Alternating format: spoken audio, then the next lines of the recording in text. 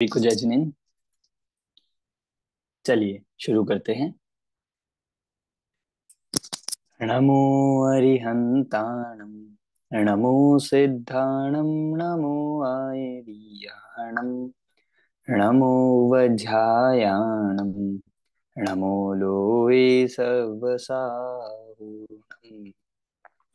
तज्जयति परं ज्योति समं समस्तैरनन्तपर्यायै दर्पणतलैव सकलां प्रतिफलति पदार्थमालिका यत्र।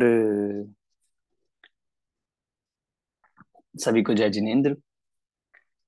परमागम ऑनर्स सेमेस्टर 7 पेपर 1 हमने यहाँ से शुरू किया हुआ है, जिसमें आचार्य अमृत चंद्र देव द्वारा रचित पुरुषार्थ सिद्धि उपाय श्रावकाचार को बताने वाला ये ग्रंथ चरणान योग शैली में लिखा गया, जिसमें सम्यक दर्शन ज्ञान चारित्र का वर्णन आचार्य अमृतचंद देव कर रहे हैं और बहुत ही सरल शब्दों में, न्याय की भाषा में, बिल्कुल स्पष्ट, यहाँ पे कम शब्दों में आचार्य छोटे छोटे श्लोकों में बड़ी बड़ी बातें बता रहे हैं, जिसके अंतर्गत हम अहिंसाणुव्रत की चर्चा कर रहे थे। अहिंसाणुव्रत अर्थात अहिंसा का पालन, और ये कह सकते हैं हम कि हिंसा का एक देश रूप त्याग, इसका नाम अहिंसाणुव्रत है। उस अहिंसाणुव्रत में क्या क्या चीजें आती है, तो सबसे पहला प्रकरण स्टार्ट किया है अष्टमूल गुण का, कि जो श्रावक के लिए फंडामेंटल है, जो बेसिक है, वो है अष्टमूल गुण। और 8 मूल गुण कौन कौन से होते हैं कि मद्य मांस मधु और 5 उदंबर फलों का त्याग। इस प्रकार 8 मूल गुणों का उल्लेख करते हुए कहा कि जो श्रावक हो, और इतना ही नहीं, जो जैन मात्र भी हो, जो जैनी हो, उसके लिए ये 8 मूल गुण पालन करना जरूरी ही नहीं, ये अनिवार्य है। वो जैन ही तब कहलाए, ये अनिवार्य जैन होने की शर्त ही है। इसीलिए यहाँ पर इनकी चर्चा प्रारंभ की है, जिसमें हमने मद्य मांस मधु इन तीनों की चर्चा कर ली थी। आज हम अब 71 नंबर का छंद है, उस मध्य मास मधु वाले प्रकरण को, उसको संक्षिप्त में यहाँ पर सार बता रहे हैं। फिर आगे 5 उदंबर फल की ओर बढ़ेंगे। चलिए प्रारंभ करते। 71 नंबर का श्लोक है, पेज नंबर 102। मधुमद्यम नवनीतम पिशितं च महाविकृतयस्ताः वलभ्यन्ते न वृत्तिना तद्वर्णा जन्तवस्तत्र। इस त्याग का अब जो 3 कहे हैं उनका सार बता रहे हैं। मधु, मध्यम और नवनीतम। मधु मतलब शहद, मध्य मतलब मदिरा, और नवनीतम, नवनीतम क्या होता है? नवनीत मतलब होता है मक्खन, नवनीत मतलब मक्खन। पिशितम च, और पिशितम मतलब होता है मांस। महाविकृत यह ता, ये सब जो है, ये इन चारों पदार्थों को क्या कहा गया है? महाविकृत, महान विकारों को धारण करने वाले, मतलब महान विकार रूप ये 4 पदार्थ है, विकृत है। अब हमें ऐसा लगेगा कि एक शब्द यहाँ पर एक्स्ट्रा जोड़ दिया है, शायद गलती से लिख दिया होगा नवनीत, क्योंकि बात तो मध्य मास मधु की चल रही थी। उन 3 के लिए ही 3 श्लोक आए थे। ये नवनीत क्या चीज है, ये क्यों यहाँ पे ले लिया? तो नवनीत का मतलब होता है मक्खन, और मक्खन को यहाँ पर कह रहे हैं कि वह मक्खन भी अभक्ष्य पदार्थ है। आप सोचिए कि हमें तो लगता ही नहीं, हमें तो पता ही नहीं, बहुत से लोग ऐसे होंगे जिनको पता ही नहीं, और जिनके डेली, मतलब बाजार का मक्खन तो छोड़िए, वो तो उसके बहुत दूर की बात है, या घर के मक्खन को भी जो अमर्यादित हो जाता है, अमर्यादित होता है, उस नवनीत की यहाँ पर बात कर रहे हैं। वो मक्खन कैसा है कि वह अभक्ष्य है। उस मक्खन को यहाँ पर अभक्ष्य में कह रहे हैं कि जो पुरानी रखी हुई मलाई आदि से उससे बनाया जाता है, और जो पुराना होता है। आप सोचिए कि उस मक्खन को किसकी श्रेणी में लिया है? उसको त्रस जीवों के घात के समान पदार्थों के साथ लिया है, कि जिसमें मद्य, मधु और मांस, मतलब मक्खन तो सबको पसंद होता है, लोग इतना उसको प्रयोग भी करते हैं, और सिर्फ घर का ही नहीं, बाहर का भी बहुत प्रयोग करते हैं। पैक्ड जो आता है उसको भी बहुत हम ऐसा मानते हैं।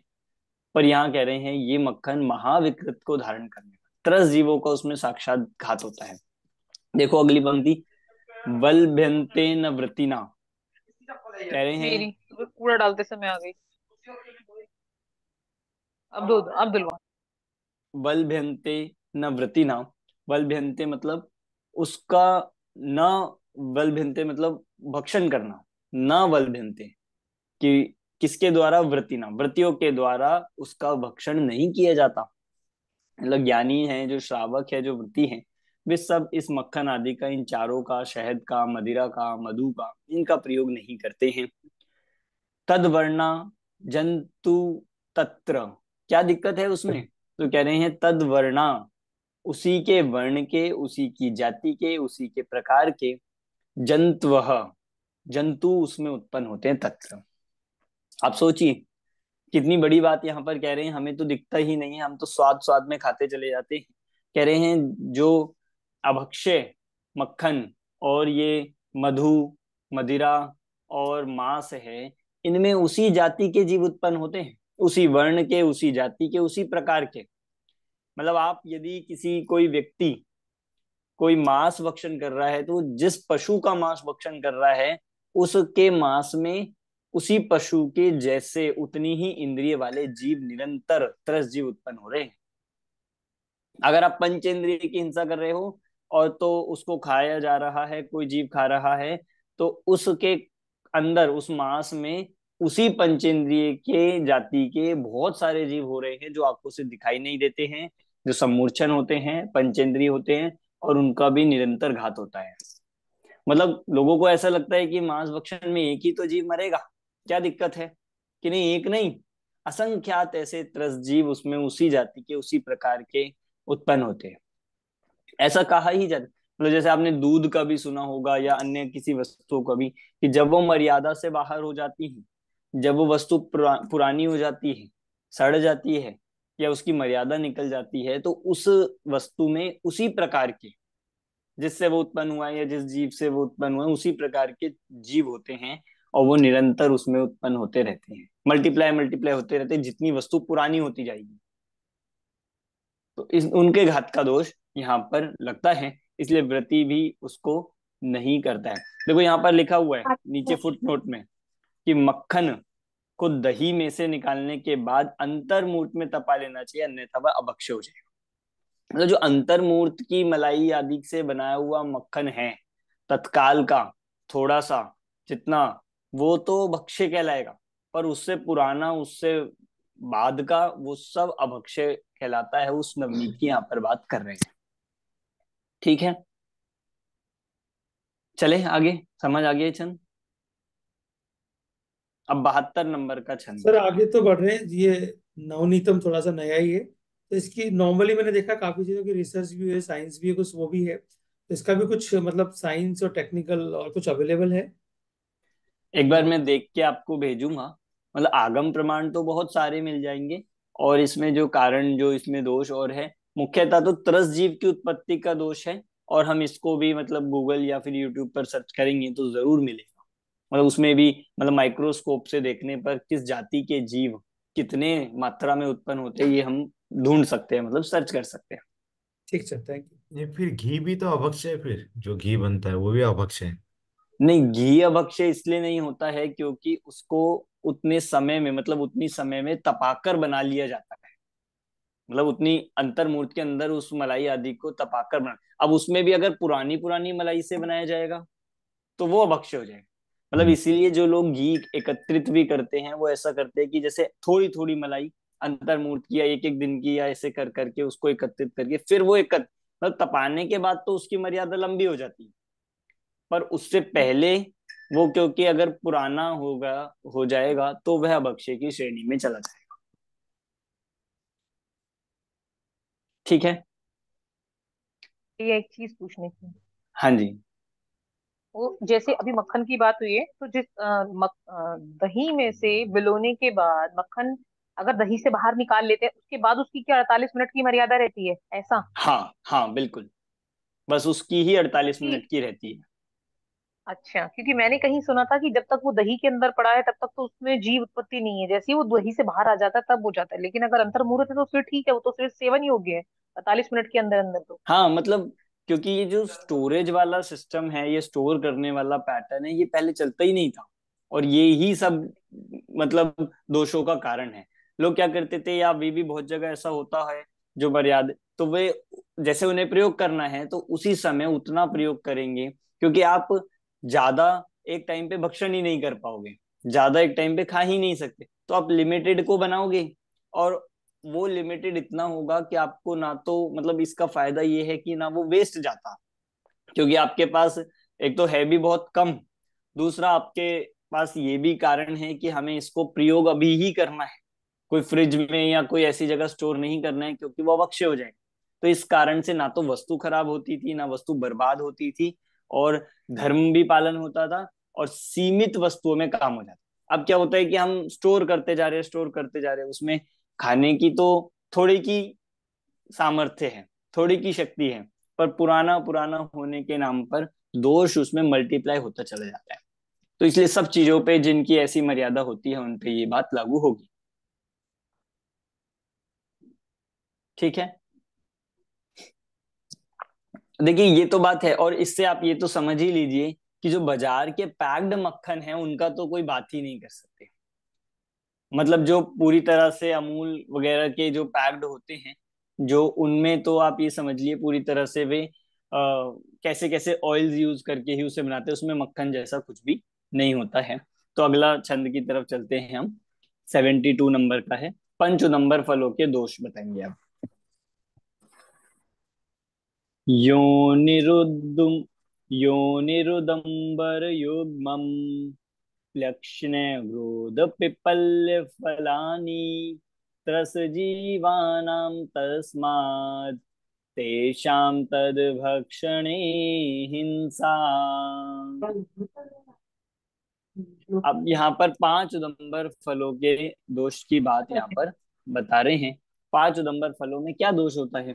आपने देखिए कभी 5 नंबर फल कौन कौन से होते हैं? 5 नंबर फलों के कभी आपने पेड़ कोई देखे हो, कहीं आपने देखा हो? अंजीर देखा अंजीर का है। देखा है।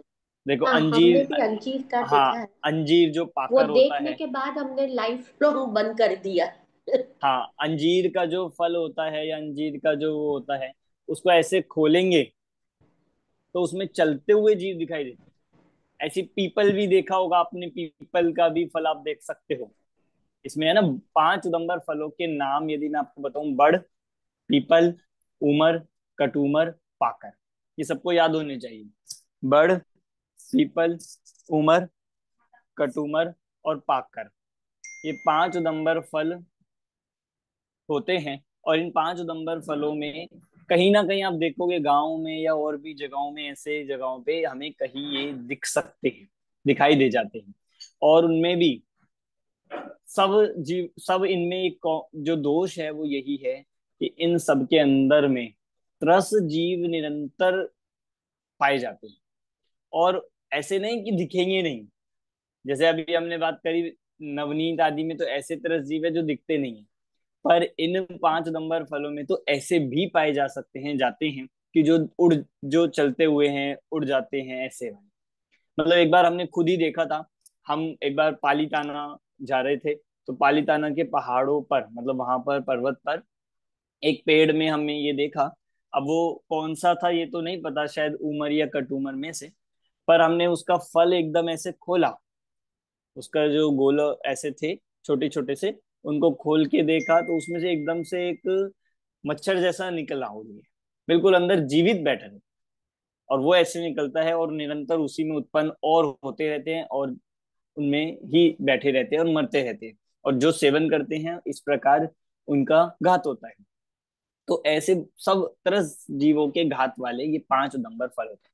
आप कहोगे हम तो प्रयोग ही नहीं करते हैं इनकी, हमें क्यों बता रहे हैं? ये बहुत अच्छी बात है अगर हम प्रयोग नहीं करते हैं। पर बहुत से ऐसे हैं ये, आज डॉक्टर्स या फिर कहीं ना कहीं आप देखोगे, मतलब हेल्थ के नाम पर या बहुत सारे नए प्रोडक्ट्स के नाम पर इनका यूज होने लगा है। फॉर एग्जाम्पल अंजीर है, जैसे अंजीर को कोई ज्यादा प्रयोग नहीं करता है डायरेक्टली, नहीं खाते हैं हम, पर कोई ऐसी ऐसी आजकल ऐसी मिठाई बनने लगी है अंजीर की, कोई ऐसे ऐसे ड्राई फ्रूट्स के रूप में, या उसको ऐसा नए नए रूप में प्रस्तुत करने लग गए हैं अंजीर का, जिससे उसका यूज बढ़े, जिससे उसको ज्यादा कंजप्शन बढ़े। तो ऐसा पांचों में, बड़, पीपल, उमर, कटुमर, पाकर में इनडायरेक्टली बहुत तरह से प्रयोग होता है।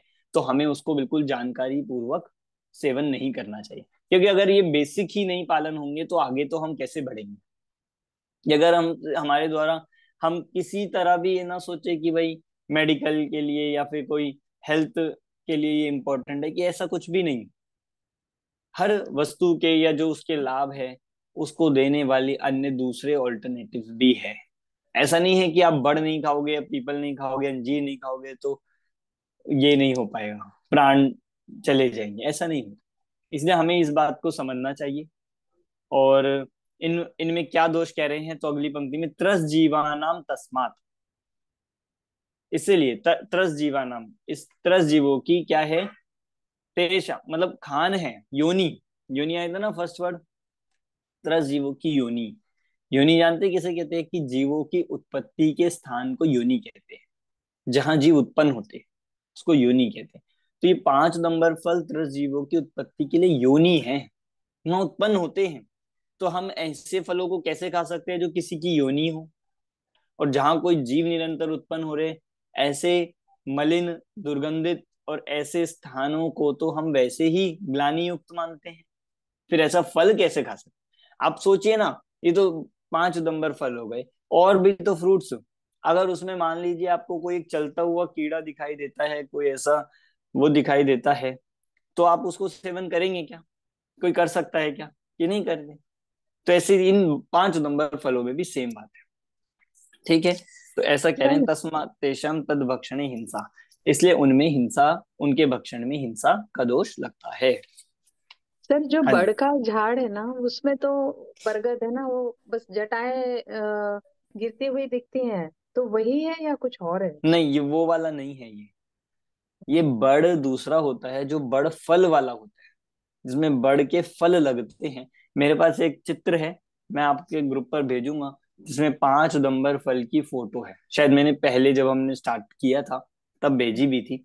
5 नंबर फल की फोटो है, जिनमें उनका इंग्लिश में भी नाम दिया गया है, कि इंग्लिश में भी आप सर्च करेंगे अगर, मतलब, तो कौन से नाम से वो आज जाने जाते हैं, उनको कौन से फल के या कौन से वृक्ष से जानते हैं। ऐसे 5 नंबर फलों का परिचय तो हमें होना चाहिए, बच्चों को दिखाना चाहिए, कि भाई कई बार गलती से ना वो किसी प्रकार उन वस्तुओं का सेवन कर ले, इसलिए हमें देखना चाहिए। अगला 73 नंबर का छंद। अब बहुत अच्छा यहाँ पे एक प्रकरण आ रहा है। कोई कहता है कि ठीक है, आपने कहा कि उन 5 नंबर फल में जीव है, त्रस जीव है, अगर हम उनको फलों को सुखाकर खा ले तो क्या दिक्कत है। बहुत चलता है ये कारण, कि अगर हम सुखा के खा देंगे तो वो जीव रहित हो जाएगा ना, वो प्रासुक हो जाएगा, उसमें फिर तो कोई दोष नहीं लगेगा। और चलो हम नहीं सुखाए, खुद सूख जाए फिर हम उसको खा ले तो कोई दिक्कत नहीं है। सोचना, अब यहाँ पे आचार्य अमृतचंद देव क्या हेतु देते हैं, आपको लगता है कि नहीं ये तो सही बात है, ये सुखाकर तो खा सकते हैं। तो उसमें हिंसा तो हुई है ना सुखाने में। कहाँ हिंसा हुई। जब वो उसको सुखाया तो उसमें जो भी हिंसा हुई वो, और फिर भी उसमें राग तो आया ही है। नहीं, और मान लीजिए हमने नहीं सुखाया, खुद सूख गया, तो कोई दोष नहीं है ना। पर सर उसमें हिंसा तो हुई है ना। नहीं, कुछ हम भी, हमें थोड़ी पाप लगेगा, उसका हिंसा हुई है, वो जीव अपनी आयु से पूर्ण होके मर गया। पर जो कंज्यूम किया फिर उसमें तो लगेगा दोष। उसमें मांस का दोष लगेगा, क्योंकि उसमें जीव अगर अंदर सूख गया अपने आप तो भी खाने में मांस का दोष तो लगेगा। नहीं, इस ठीक, खाने का राग है उससे होगा। हाँ राग बिल्कुल सही है, आपके तीनों के ही कारण ठीक है बिल्कुल। क्या क्या कारण है, क्या क्यों दिक्कत है। लोग ऐसा कहते हैं कि भाई, ये तर्क देकर आज लोग यहाँ तक कहने लग गए हैं कि फिर तो बढ़िया है, हम तो आलू को भी सुखा कर खाएंगे, आलू की चिप्स बना लेते हैं तो वो सूख गई है अब तो खा सकते हैं। या अन्य और भी ऐसी ऐसी चीजें, अभक्ष्य जो जमीकंद आदि है, जिसमें स्थावर जीव, त्रस जीव होते हैं, उनको सुखा के खा लेंगे। तो सही है ना, कि सुखाकर खाने में उसको ड्राई बनाते हैं आजकल तो। पता नहीं एक वस्तु की क्या क्या चीजें बनने लग गई है, उसका पाउडर, उसकी चिप्स, उसका वो, और तो फिर उनमें सब ड्राई फॉर्म में तो खा सकते हैं ना। और हमने थोड़ी सुखाया, वो तो सुखाने वालों ने, बनाने वालों ने सुखाया, हम तो खा रहे हैं सिर्फ। तो हमें क्या दोष लगेगा। ठीक है, चलिए ये बात आपने तो पंचोदंबर फलों में तो ये कह दिया कि उसमें मांस है, क्योंकि त्रस जीव का शरीर तो उसी में रह गया, त्रस जीव का मरण उसमें हुआ। पर स्थावर में भी कर सकते हैं, स्थावर में तो फिर मांस का दोष लगेगा ही नहीं। तो फिर तो सुखाकर आलू भी खा ही सकते हैं, सुखाकर प्याज भी खा सकते हैं, गाजर मूली आदि सब सुखाकर खा लेते हैं, उसमें क्या दोष है। चलो देखते हैं यहाँ पे क्या कारण बता रहे हैं। उसमें तीव्र आसक्ति। हाँ, अब यहाँ पे देखते हैं क्या बता रहे हैं आचार्य अमृतचंद देव। यानी तो पुनर्भवेयु कालो छिन्न त्रसाणि शुष्काणि भजतस्तन्यापि हिंसा विशिष्ट रागादिरूपा स्यात्। देखिए क्या कह रहे हैं, यानी तो पुनर्भवेयु, यानी मतलब उनमें, जो कौन, पांच नंबर फल, जिन पांच नंबर फलों की बात कर रहे हैं, पुनर्भवेयु। पुनर्भवेयु मतलब कह रहे हैं पुनः, मतलब फिर, भवेयु मतलब हो गए हैं। क्या हो गए हैं, कालोच्छिन्न, कालोच्छिन्न मतलब काल बीतने पर, काल के बीतने पर, त्रसाणी शुष्काणी, तरसजीव शुष्क हो गए हैं, तरसजीव सूख गए हैं। सूख गए हैं मतलब मर गए हैं, वो फल सूख गए हैं, सूख के जीव रहित हो गए हैं, अर्थात उसमें से जीव चले गए हैं। फिर उनको भजतः तान्यापि, भजतः तान्यपि, कि उनको फिर भजन करने पर, उनका सेवन करने पर, उनको भोगने पर क्या होगा, तान्यपि, उसमें भी, उनका सेवन करने पर भी हिंसा स्यात्, हिंसा होती है। किससे होती है, तो विशिष्ट रागादि रूपा हिंसा स्यात्, विशिष्ट रागादि रूप वाली हिंसा होती है। जीव रहित हो जाने पर भी, सूख जाने पर भी, फिर भी उनके सेवन करने पर विशिष्ट रागादि रूप की हिंसा होती है। मतलब कुल मिला के यहाँ पर बहुत बड़ी बात कहना चाह रहे हैं कि वास्तव में हिंसा, जो बात आप पहले कही थी वो ध्यान करिए, हिंसा किसी के मरने ना मरने से तो सेकेंडरी है। हिंसा का पहला संबंध है राग भाव से। आपको क्यों भाव आ रहा है उसको खाने का, आपको क्यों सुखाना है, आपको क्यों, आपको अभक्ष्य वस्तु को सूखा हुआ या सुखाकर खाने का भाव आ रहा है। इसका मतलब क्या है कि राग भाव बहुत तीव्र है, और राग भाव ही तो हिंसा है। फिर चाहे उसमें जीव हो या ना हो, राग भाव होने से अगर हमें ऐसा भाव आ रहा है कि हम आलू को भी सुखाकर खा लेंगे, हम ये गाजर मूली को भी सुखाकर खा सकते हैं, या हम अदरक को सुखाकर खा लेंगे, या हम इनको उदंबर फलों को सुखाकर खा लेंगे, तो इसमें तो दोष नहीं लगेगा, या सूख जाएंगे ऑटोमेटिक तो हम खा लेंगे। कि नहीं, आपको खाने का इतना तीव्र आसक्ति, तीव्र परिणाम आ रहा है, इसका मतलब वो राग भाव की हिंसा है। और वास्तव में हिंसा यही है, यहाँ हमारा ध्यान ही नहीं जाता। हमें तो ऐसा लगता है हमने तो जीव रहित खाया है, हम तो सुखाकर खाया है, हमने इसमें क्या दोष किया है, हमने तो नहीं मारा है। पर राग भाव हुआ कि नहीं, और वो राग ही हिंसा है। आत्मा में उत्पन्न होने वाले मोह राग द्वेष भाव का नाम हिंसा है, और आत्मा में उत्पन्न ना होने मतलब उनका अभाव ही अहिंसा है। ये तो मतलब बेसिक था, ये तो अहिंसा की शुरुआत करी थी यहाँ से। सब कुछ ये सब चर्चा चर्चा करने से पहले ये बात बताई थी, अब प्रादुर्भाव खलु, मतलब हम उसके बिना नहीं रह पा रहे हैं, हमें कंट्रोल नहीं हो रहा है, हमें संयम नहीं हो पा रहा है, हमें उसको तीव्र खाने की लालसा है। इसका मतलब राग भाव हो रहा है, और ये ज्यादा खतरनाक है, हिंसा हो गई। फिर चाहे आप सूखा खाएं, सुखा कर खाएं, गीला खाएं, एक ही बात है। सर फिर हल्दी में भी होगा ना, हल्दी और जो अदरक है वो तो सिमिलर टाइप ही रहते हैं पूरे। बिल्कुल। देखिए मैं इसको भी यही कहूंगा कि आगम में तो यही वर्णन है, हल्दी हो, अदरक हो, जितनी ऐसी वस्तुएं हैं जिनका प्रयोग कर रहे हैं, चाहे सूखी कर रहे हो आप, उनमें भी उस प्रकार के राग भाव का दोष है ही, लगता ही है। इसलिए बहुत से व्रती त्यागी तो हल्दी का सेवन भी नहीं करते। इसलिए आपने देखा होगा कुछ लोग हम में से भी अष्टमी चतुर्दशी के दिन हल्दी का सेवन नहीं करते। क्यों? क्योंकि वो हिंसक है। बस इतना कारण समझिए कि कई बार हमारा अभिप्राय में फर्क आता है। कई बार हमारे अभिप्राय में अंतर आने से पाप के लेवल में अंतर आ सकता है। जैसे मुख्यतः से जो हल्दी का सेवन का प्रयोग हुआ, प्रचलन हुआ, या हम कहते हैं कि ये जो आप कह रहे सौंठ, सौंठ बनाते हैं जो अदरक की, उसको सुखाकर जो बोलते हैं, इसका जो प्रयोग किया जाने लगा वो मुख्यतः से एक तरह से औषधि रूप में किया जाने लगा। औषधि के या अपने किसी रोग आदि को दूर करने के लिए किया जाता है, तो वहां पर कंपैरेटिवली कम दोष है। दोष तो है पर प्रमाण कम भी दोष है। कम रहता है उसका। हाँ, प्रमाण भी आप इतना सा खाएंगे, स्वाद के लिए तो खाएंगे नहीं। या उसको औषधि का मतलब ही क्या होता है कि जब तक रोग है तब तक खा रहे हैं, जब ठीक हुआ हम बंद कर देंगे।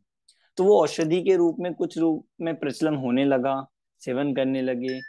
पर यदि वहां स्वाद का अभिप्राय है, यदि वहां पर आपको चाय में टेस्ट चाहिए, यदि हमें वैसा चाहिए, हमें उसका वो, तो फिर वहां पर वो आसक्ति का दोष, राग का दोष होने से हिंसा कहलाता है।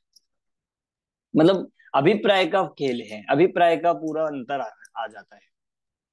हल्दी तो डेली यूज होता ही है, विदाउट फॉल्ट डिफॉल्ट होता है यूज हल्दी। हाँ, तो वो डेली यूज हमने बनाया है, मतलब हो रहा है, हमने उसका ऐसा प्रयोग कर लिया है, ऐसा प्रचलन हो गया है, हमें उसकी आदत हो गई है, हमें उसके बिना अच्छा नहीं लगता या मजा नहीं आता है, वो सब बातें। अब आप हमें विचार करना, हमारा स्वाद का अभिप्राय है या हमारा उसके पीछे अच्छा दिखने का अभिप्राय कि अच्छा दिखता है, या हमारे उसके पीछे औषधि रूप में अभिप्राय है कि ये शरीर के लिए औषधि का काम करता है, वो हमें विचार करना चाहिए। वो अपना अपना सब जाने। इसलिए बहुत से मुनिराज भी नहीं लेते, हल्दी का पूरा आजीवन त्याग होता है, हल्दी आदि का उनका तो होता ही है। औषधि रूप में भी नहीं लेंगे, क्योंकि अभक्ष्य तो अभक्ष्य है, चाहे आप औषधि में भी लो। औषधि कहने का मतलब ही ये हो गया है कि अब वहां पर आप ज्यादा नहीं सेवन करेंगे, इस तरह से।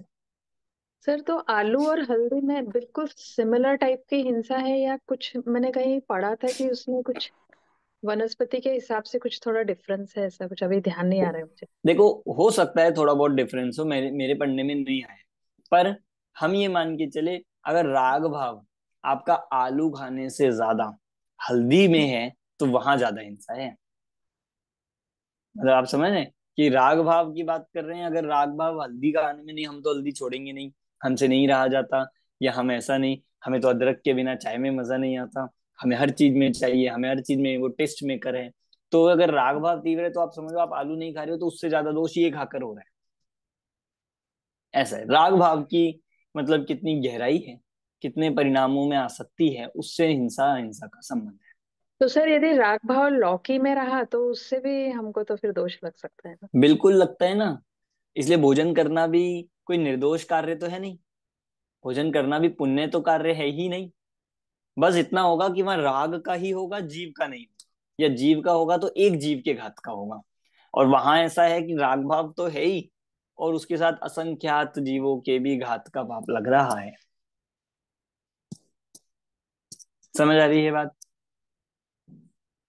अब क्योंकि ये बात इसलिए आज समझनी जरूरी है क्योंकि लोग इसको बहुत गलत यूज कर रहे हैं, इससे स्वच्छंद हो रहे हैं।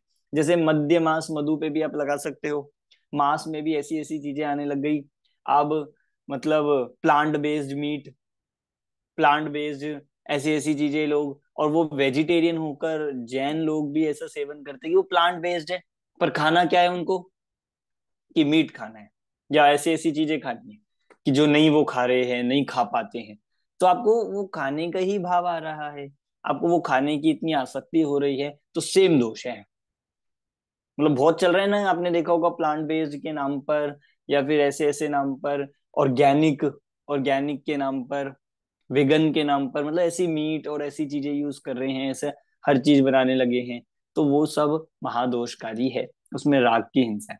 ऐसे ही मद्य में आप लगा सकते हो, मद्य में भी मतलब नॉन अल्कोहलिक वाइन, ऐसी ऐसी ड्रिंक्स, मतलब जो नॉन अल्कोहलिक बियर उसमें करते, मतलब ऐसे ऐसे बनाने लगे हैं। तो उसमें भी वही बराबर दो, क्योंकि हमें वही फीलिंग चाहिए, वही वैसा हमें फील करना है, अनुभव करना है, और आसक्ति इतनी तीव्र है, इस कारण से वहां बराबर दोष लगेगा। कोई डिफरेंस नहीं है, आपने शराब पी हो या वैसे नॉन अल्कोहलिक बियर या फिर वो सब पिया हो, वो बराबर दोष है। समझ आ रही है बात? मतलब आप इसको एक्सपैंड करोगे तो बहुत सारी चीजें हैं। सर वीगन को भी इस तरीके से बनाया जाता है कि वो मांस जैसा दिखे जो खाते हैं उनके लिए, हाँ, मतलब जो वेगन मीट है सेम उसको। वैसा हम्म। ही हाँ, वो उसको प्रेजेंट करते मतलब उसको प्रेजेंट बिल्कुल वैसे करते हैं कि हैं। देख के आपको तो डिफरेंस ही नहीं पता चलेगा। बस इतना है कि वो ऐसा कहते हैं कि भाई वो मतलब किसी पशु की हिंसा से नहीं बनना है। मतलब ये इसीलिए है, इसीलिए क्योंकि आप देखो, क्योंकि इन कंपनीज को या इन बनाने वालों को सबको सबको अपनी मार्केट तो चलानी ही है। अब बहुत से लोग वेजिटेरियन में कन्वर्ट होने लग गए हैं, बहुत से लोग वेगन में कन्वर्ट होने लगे, तो उनकी तो कंपनियां बंद हो जाएगी नॉनवेज की, तो वो उनका कंजप्शन ही कम हो जाएगी। तो उसके लिए उन्होंने ऑल्टरनेटिव क्या निकाला कि plant based, same feeling, same colour, same वैसा दिखने में, और बस इतना होगा। तो वहां तो राग भाव का दोष बराबर लगता है खाने वाले को, उसमें बराबर हिंसा है। तो ये सारी चीजें आप लगा लेना। मतलब शहद के लिए भी ऐसी ऐसी चीजें आने लग रही है कि भाई उसके नाम पर जो डायरेक्टली शहद नहीं खाते उनको दूसरी चीज भी लगा देंगे, दूसरी चीज खिला देते हैं, तो जिससे लोगों को वही फीलिंग आए और पाप भी ना लगे, ऐसा सोचते हैं। पर पाप तो राग भाव का है, हिंसा तो राग से है, इस तरह से। ठीक नहीं, है। इन शॉर्ट फिर डेली इस पे हम लोग अष्टमूल का पालन ही नहीं कर रहे इसीलिए आजकल। मतलब यहाँ पर अष्टमूल गुण पे हर जगह इतना फोकस किया जाता है कि अष्टमूल गुण को भी अगर आप गहराई से देखेंगे तो कहाँ कहाँ कहाँ हमारे द्वारा अष्टमूल गुण में भी दोष लग रहा है, पालन ही नहीं रहे हो रहे हैं, तो फिर आगे की तो बात ही क्या करें। इसीलिए सम्यक दर्शन नहीं होगा, क्योंकि सम्यक दर्शन की पहली अनिवार्य कंडीशन तो ये अष्टमूल गुण ही है। समझ आया? और जो बिल्कुल स्थूल रूप से ही मध्यमास मधु का सेवन कर रहे हैं उनकी तो बात ही दूर, वे तो दूर। अभी अगला छंद आ रहा है, अगला देखते हैं। अब देखिए कि उनमें क्या दिक्कत है जो ऐसी बातों इनका सेवन कर रहे हैं। अष्टावनिष्ट दुस्तर दुरितायत नान्यमुनि परिवर्ज्य जिन धर्म देशनाया भवन्ति पात्राणि शुद्ध दिय। अष्ट, अष्टौ, ये 8 जो हैं, क्या है, क्या कह रहे हैं इनके लिए? अनिष्ट। सबसे पहले ये अनिष्ट कारक है सारे। आप देख लो कोई भी इनमें से चीज हेल्थ के लिए अच्छी है या नुकसानदायक है? अनिष्ट है। दुस्तर है, दुस्तर है मतलब बहुत कठिनता से इनको प्राप्त किया जा सकता है, आसानी से नहीं मिलती। आपको मांस जिनको खाना होता है तो पहले एक पशु को पकड़ो, मारो, फिर उसको वो करो, सब बहुत चीजें उसमें दुस्तर है, सारी चीजें। दुरितायतन, और दुरितायतन मतलब ये दुरित अर्थात पाप के स्थान है, ये सारी वस्तुएं पाप के स्थान है। तो 3 विशेषण दिए, अनिष्ट, दुस्तर और दुरितायतन, पाप के स्थान। अमुनी, अमुनी मतलब ऐसे, अष्टौ पहले कहा था 8, ऐसे जो 8 हैं उनको क्या करना? परिवर्ज्य, ऐसे 8 को त्याग करके, परित्याग करके इनका। क्यों क्या करते हैं? जिन धर्म देश नाया भवंती पात्राणी शुद्ध दिय, शुद्ध दिय मतलब निर्मल बुद्धि वाले। मतलब जब तक इनका सेवन करेंगे तब तक बुद्धि भी निर्मल नहीं होगी, तब तक कषायों में भी इतनी निर्मलता नहीं आएगी, तब तक तत्व ज्ञान अंदर नहीं प्रवेश करेगा, बात ही नहीं समझ में आएगी। आप करके देखो ना किसी से बात, जो इन चीजों को सेवन करते हैं, जो शराब पीते हैं, मांस आदि खाते हैं, उनको आप कोई अच्छी चीज धर्म की एक दो बात बता के देखिए, कोई एक बात बता के देखिए, उन्हें नहीं सुननी होती, नहीं समझ में आती। यहाँ और यही कह रहे हैं कि शुद्ध दिय निर्मल बुद्धि वाले, जिन धर्म देशनाया पात्राणि भवंती, जिन धर्म देशना के मतलब जैन धर्म रूपी देशना के उपदेश के क्या बनते हैं वो? पात्राणि भवंती, मतलब तब तो पात्र बनेंगे जब इन 8 का त्याग होगा, तब हम जिनवाणी सुनने के पात्र होंगे। आप सोचो कौन कौन ये बात सुनने, मतलब ये जिनवाणी की बात सुनना कोई सामान्य बात नहीं है, हर किसी के बस की बात नहीं है। ये कह रहे हैं कि वो बात सुनना बहुत पुण्य के उदय से मिलती है। और वो बात सुनने का पात्र बनना, समझ में आना, ये भी आसानी नहीं, पुरुषार्थ की बात है। कब होगा? कि जब इन 8 मूल गुणों का पालन करेगा, इन 8 वस्तुओं का त्याग करेगा। मतलब जैसे होता है ना कि भाई अभी तुम एलिजिबल ही नहीं हो, तो एलिजिबल कब होंगे? कि 8 मूल गुणों को पालन करेगा तब। तब जिनवाणी सुनने का एलिजिबल है। उसके बाद की बात तो आगे, श्रावक बनना, सम्यक दर्शन लेना, व्रत अंगीकार करना, पंचम गुण स्थान होना, मुनि बनना, ये तो बहुत आगे पुरुषार्थ की दशा है। अभी जिनवाणी सुनने के लिए अगर आए हो, चाहते हो सुनना, और चाहते हैं कि हमें उसका सही में लाभ हो, हमें वो जीवन में उतरे, अगर हम ऐसी भावना रखते हैं, तो सबसे पहले इन 8 का त्याग करना चाहिए, तब पात्र बनेंगे। मतलब तब आपको एंट्री मिलेगी क्लास में। उसके बाद की बात है, आप कितनी मेहनत करते हो, कितना समझते हो, वो बात की बात, ठीक है। और जो उसके बिना करते हैं, वे जिनवाणी सुनने के पात्र भी नहीं है। इसलिए इनको मूल गुण कहते हैं। जैसे जड़ों के बिना वृक्ष कुछ नहीं होता, टिक ही नहीं सकता, खड़ा ही नहीं रह सकता, ऐसे ही इन मूल गुणों के बिना श्रावक नहीं होता। हम सब श्रावक है या नहीं? कि अगर 8 मूल गुण का पालन करते हैं तो श्रावक है, और नहीं तो श्रावक भी नहीं। फिर आगे वृत्ति, मुनि तो बहुत दूर की बात हो जाएगी। इसलिए यहाँ पर इस पे बल दिया जा रहा है। समझ आ गई बात? आगे हमको चले। श्रावक नहीं है, क्योंकि इनडायरेक्टली कहीं ना कुछ दोष लगता ही है। हाँ बिल्कुल। इसलिए कहीं मतलब बुद्धिपूर्वक तो नहीं लगना चाहिए, बुद्धिपूर्वक नहीं हमें ऐसे कार्यों में ऐसे उसमें उलझना चाहिए। इसलिए यहाँ बुद्धिपूर्वक पर नहीं होता है, बट अबुद्धिपूर्वक कभी कभी हो जाता हाँ, तो वही दोष हमारे उसका ही है। बुद्धिपूर्वक जानबूझकर किए जाने वाले कार्यों में बहुत दोष लगता है। चलिए आगे चलते हैं। 75 नंबर का छंद। अब इनको त्याग करने का उपाय बता रहे हैं। अब आपने इतना बता दिया कि इसमें ये दोष है, इसमें, अब त्याग कैसे करें? तो अब देखिए, कृतकारित अनुमन नई वाक्काय मनोभिरिष्यते नवधा औत्सर्गिकी निवृत्ति विचित्र रूपापवादि विचित्र रूपापवादि की त्वेषा। देखिए, कृत, कारित, अनुमन, 3 प्रकार से, कृत से, कारित से, अनुमन से। मतलब त्याग कैसे करना चाहिए, त्याग करने का विधान क्या है? पहले कृत से करें, कारित से करें, और अनुमोदना से करें। बहुत से पाप ऐसे हम खुद करते हैं, वो हो गए कृत।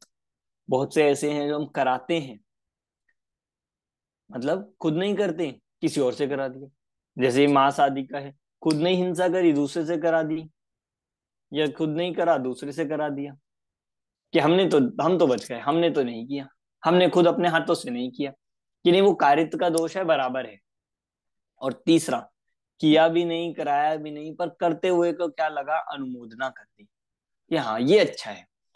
बस ये इतना सा बोल के कि अच्छा किया, अच्छा हुआ, ये अच्छा कर रहे हैं, आप उसके बराबर पार्टनर बन जाते हो। किसके? उसके जैसे पाप के। कोई व्यक्ति शराब पी रहा है, मदिरा, मतलब अभी मैं इस प्रसंग से बता रहा हूँ, आप सारे पाप पे लगाना।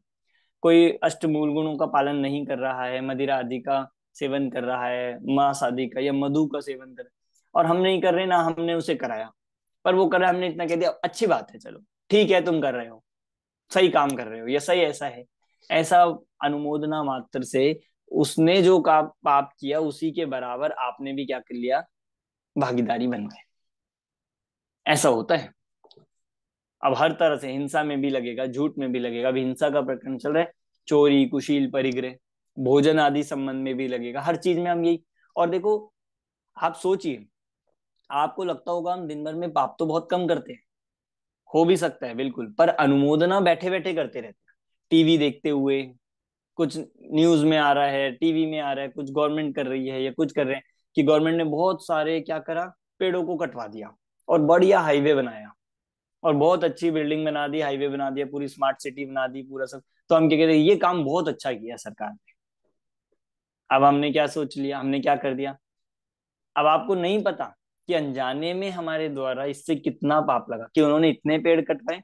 आता रहता ना कि एक हाईवे को हटाने बनाने के लिए कितने पेड़ हटाए गए, कितने हजारों पेड़ काटे गए, और हमने उसकी अनुमोदना कर दी, बहुत अच्छा काम किया, बहुत बढ़िया किया। तो बस हमने भी बराबर उन पाप को उसके भागीदार बन जाते हैं। होता रहता है ये कितना, हमें पता भी नहीं चलता, हमारा ध्यान भी नहीं जाता। तो इसलिए अनुमोदना का भी बराबर दोष है। कोई कर रहा हो, कोई किसी को देखकर सुनकर उसकी प्रशंसा कर देना, अनुमोदना कर देना, उसको अच्छा कह देना, ये भी दोष है। इसलिए कृत से, कारित से, अनुमोदता से। अनुमोदना अनर्थ दंडवत में आएंगे क्या? अनर्थ दंडवत में? नहीं, अनर्थ दंड में तो कृत भी आता है, ओके। कारित भी आता है। उन अनर्थ दंड की भी बैठे हुए अनुमोदना भी हो सकती है, कृत भी हो सकता है, कारित भी हो सकता है। समझ आ रहा है आपको हमारे जीवन में कहाँ कहाँ ऐसे हो सकते हैं? सोचना आप, फिर हमें पता चलेगा कि हम कितना बार, मतलब कोई मूवी देख रहे हैं, उसमें ऐसा हुआ, किसी ने ऐसे बॉम्ब फेंका, या किसी ने किसी जीवों को मरवाया, या किसी ने युद्ध करा, तो हमने कहा तो ये बढ़िया हो गया। अब इतना सा बढ़िया सा बोल के सोचकर आपने क्या कर दिया? अपने कर्मों का बंधन किया, हमें पता ही नहीं चला हमने क्या किया। अब देखो इसको उल्टा भी लगाना, पाप में तो होता ही है, पुण्य में भी अनुमोदना हो जाती है, उसका भी फल लगता है। कई बार हम खुद दान नहीं दे पा रहे हैं, जो व्यक्ति दान देता है या दान दे रहा है, अच्छा कार्य कर रहा है, प्रभावना कर रहा है, तो हम उसकी अनुमोदना करके पुण्य के भागीदार भी बन सकते हैं। मतलब आपका मन, आपके ये विचार एक बिल्कुल निरर्थक नहीं है, ये बहुत काम के हैं, ये बहुत आपके लिए सार्थक बन सकते हैं। इन्हीं से कर्मों का, पाप का बंधन भी हो सकता है, और इन्हीं से पुण्य का भी हो सकता है। मतलब जैसे हर ज्यादातर इसी चीज में होता है जो सामूहिक, मतलब ऐसे सरकार द्वारा हो रहे काम है, या गवर्नमेंट ने कहीं पे मान लीजिए एयर स्ट्राइक कर दी, या किसी को कुछ कर दिया, और हम बैठे हुए कहते हैं बहुत अच्छा काम, इनको तो सबको मरवा देना चाहिए, इनको तो सबको हटवा देना चाहिए। हम बोलते हैं कि नहीं? आपसे कौन पूछ रहा है? आपकी बात का कितना किसने पूछना है आपसे सजेशन, और वो वहां तक पहुंचने वाली है कि नहीं? पर आपने यहाँ बैठे हुए क्या कर लिया कि हाँ, हमने बराबर उसमें पार्टनरशिप कर ली, किसमें? पाप में। तो ये बात हमारे ध्यान में ही नहीं आती, इनको मार दो, हटा दो, मर जाए, ऐसे जो मूवी देखते हुए भी, या फिर हम ऐसे, मतलब लड़ाई होती है हीरो या विलेन आदि का, तो उसमें हमें ऐसा ही दोष लगता है। अब ये वाले पाप पे आप सोचोगे तो कोई नहीं बताता, किसी का ध्यान नहीं जाता, पर बराबर इससे पाप लगता है। इसीलिए यहाँ पर कह रहे हैं कृत से, कारित से, अनुमोदना से। ठीक है, इसके बाद वाक काय मनोभिरिष्यते, और तीन और प्रकार से कह रहे हैं। वाक मतलब वचन से, काया से, और मनो भी मन से, मन वचन काया से। कुछ कार्य आप वचन, कुछ पाप हम काया से कर रहे हैं, कुछ पाप हम बोलकर वचनों से कर रहे हैं, और कुछ नहीं तो सिर्फ शांत रह के मन से कर रहे हैं। तो ये तीनों नवधा, ये 9 हो गए। आप इन तीनों के मल्टीप्लाई करोगे, मतलब मन से कृतकारित अनुमोदना, वचन से कृतकारित अनुमोदना, और काया से कृतकारित अनुमोदना, 9 हो गए। ऐसे नवधा 9 प्रकार से क्या कह रहे हैं? औत्सर्गिकी निवृत्ति ही विचित्र रूपा अपवादिकी तेषाम। कि औत्सर्गिकी, औत्सर्गिकी में तो क्या कहा? ये जो 9 प्रकार से, उत्सर्ग मतलब होता है कि यहाँ पर आदर्श मार्ग से, सामान्य रूप से उत्सर्ग मार्ग होता है आदर्श मार्ग, कि मुख्य रूप से तो 9 प्रकार से, 9 प्रकार से त्याग करना चाहिए, मन से, वचन से, काया से, कृत कारित अनुमोदना से, औत्सर्गी की निवृत्ति। फिर विचित्र रूपा अपवादिकी तेषा, और अपवादिकी, और दूसरे रूप में अपवाद रूप में निवृत्ति। विचित्र रूप, अपवाद रूप में तो अनेक प्रकार की है, मतलब ये तो सामान्य का ही, सामान्य रूप से 9 प्रकार से त्याग करना चाहिए। और अपवादिकी मतलब अपवाद रूप से बहुत प्रकार से त्याग बन सकता है। आप खुद उसमें विचार करके कि कहाँ कहाँ जिस प्रकार से दोष होता है उसमें हमें लगाना चाहिए। ठीक है, जितना शक्य हो, जितनी शक्ति हो, उतना अवश्य ही करना चाहिए। सब नहीं तो कुछ तो करना ही चाहिए। और कुछ करते हुए भी सब करने की भावना होनी चाहिए, कि जब कब ऐसा दिन आए कि जब पूर्ण रूप से हम हिंसा का त्याग करके अहिंसा रूप व्रत का पालन करें। अगले छंद की तरफ चलते, 76 नंबर का छंद है। अब हिंसा के 2 प्रकार के त्याग बता रहे हैं। अब ये आ गए ना कुछ वाली बात। अब यहाँ पर 2 प्रकार, क्या ऐसा कोई मार्ग आगम में भी बताया गया है? कि हमसे अगर थोड़ा होता तो थोड़ा कर ले, कम होता कि हाँ, आगम में भी बताया गया है। 76 नंबर क्वेश्चन। धर्मम हिंसा रूपम क्षण संश्रवणन्तोऽपि ये परित्यक्तुम स्थावर हिंसाम सहायस त्रस हिंसाम तेपि मुंचन्तु। बहुत मार्मिक चंद है। धर्मम अहिंसा रूपम, धर्म तो अहिंसा रूप है। धर्म तो अहिंसा का नाम है, हिंसा का नाम धर्म नहीं है। हम धर्म करते हैं और हिंसा करते चलते और कहते हैं धर्म हो रहा है। तो धर्म हिंसा का नाम नहीं है, धर्म अहिंसा का नाम। शृण्वन्तो संश्रवणन्तो अपि ये परित्यक्तुम, भले प्रकार सुनकर, संश्रवणन्तो मतलब भले प्रकार सुनकर भी, ये परित्यक्तुम, ये परित्यक्तुम मतलब जो जीव, परित्यक्तुम सुनकर भी त्याग कर देते हैं। किसका परित्यक्तुम मतलब त्याग करना, छोड़कर। किसको? स्थावर हिंसाम, स्थावर हिंसाम असहा, मतलब त्याग करने में, त्याग करने के लिए जो कैसे हैं, स्थावर हिंसाम असहा, कि स्थावर हिंसा को त्याग करने में असहाय है, असमर्थ है, अशक्त है। और त्रस हिंसाम तेपि मुंचन्तु, और त्रस हिंसा का त्याग कर देते हैं। त्रस हिंसा ते अपि मुंचन्तु मतलब छोड़ देते हैं, त्याग देते हैं। मतलब यहां ऐसा कह रहे हैं कि जो जीव धर्म का श्रवण भी करते हैं, मतलब सुनने मात्र से, अहिंसा रूपी धर्म को सुनने मात्र से इतना तो होता ही है कि जो जीव स्थावर जीवों की हिंसा के त्याग में असमर्थ है, स्थावर स्थावर हिंसा के त्याग को नहीं छोड़ पा रहे हैं, वे त्रस्त जीवों की हिंसा का त्याग तो कर ही देते हैं, कर ही देना चाहिए। आप समझे? ये आ गया अब, मतलब हमारी कीजिए शक्ति प्रमाण, ये आ गया, शक्ति बता दी।